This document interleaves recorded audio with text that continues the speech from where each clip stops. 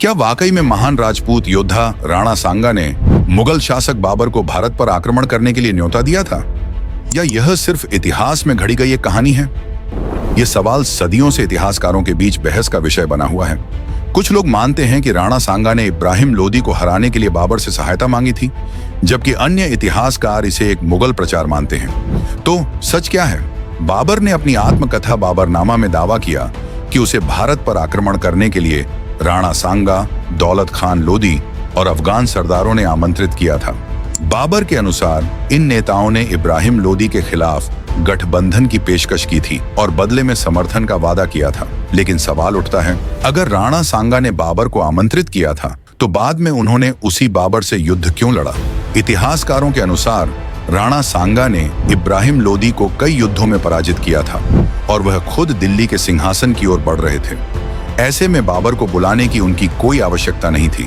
खातौली का युद्ध, गागरोन का युद्ध, बयाना का युद्ध, अगर राणा सांगा इब्राहिम लोदी को पहले ही हरा चुके थे तो उन्हें बाबर की मदद क्यों चाहिए थी?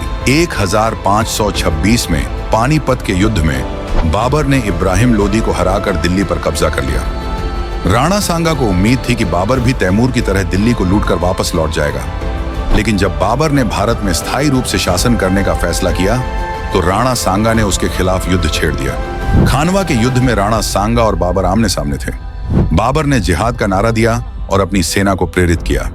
राणा सांगा की सेना बहादुरी से लड़ी, लेकिन बाबर के पास तोपखाने और आधुनिक युद्ध तकनीक थी। राणा सांगा को 80 से ज्यादा घाव लगे, लेकिन उन्होंने हार नहीं मानी। लोदी के कुछ सेना नायकों ने गद्दारी कर दी और बाबर के पक्ष में चले गए, जिससे युद्ध का रुख पलट गया। अगर राणा सांगा ने बाबर को भारत बुलाया होता तो क्या वह उसी बाबर के खिलाफ जान की बाजी लगाकर युद्ध लड़ते? इतिहास में इस बात के कोई ठोस प्रमाण नहीं है कि राणा सांगा ने बाबर को भारत बुलाया था। यह दावा सिर्फ बाबरनामा में मिलता है, जिसे खुद बाबर ने लिखा था। भारतीय इतिहासकार G.N. शर्मा और गौरीशंकर हीराचंद ओझा का मानना है कि बाबर ने खुद सत्ता हथियाने के लिए भारत पर हमला किया और बाद में इसे सही ठहराने के लिए यह कहानी गढ़ी।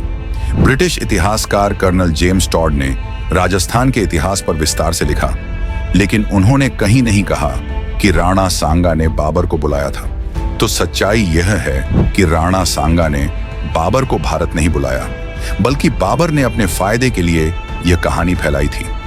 राणा सांगा केवल एक योद्धा नहीं, बल्कि राजपूताना शौर्य और स्वाभिमान की जीवंत मिसाल थे। उन्होंने अपनी वीरता, रणनीति और संकल्प से मुगलों को कड़ी टक्कर दी। इतिहास गवाह है कि राणा सांगा कभी विदेशी आक्रमणकारियों का सहयोगी नहीं बने, बल्कि उन्होंने हमेशा मातृभूमि की रक्षा के लिए लड़ाई लड़ी। इतिहास में जो लिखा गया है, क्या वह हमेशा सच होता है? क्या बाबर ने अपने राजनीतिक फायदे के लिए इतिहास को तोड़ा मरोड़ा, या फिर राणा सांगा के बारे में कुछ अनकही सच्चाइयां अभी भी दबी हुई हैं? आपका क्या मानना है? अपनी राय कमेंट में बताएं। अगर आपको यह वीडियो पसंद आया हो तो लाइक करें और अपने दोस्तों के साथ शेयर करें। हमारे चैनल मिस्टिक भारत को सब्सक्राइब करें ताकि आपको और भी रोचक और ऐतिहासिक कंटेंट मिलता रहे। धन्यवाद।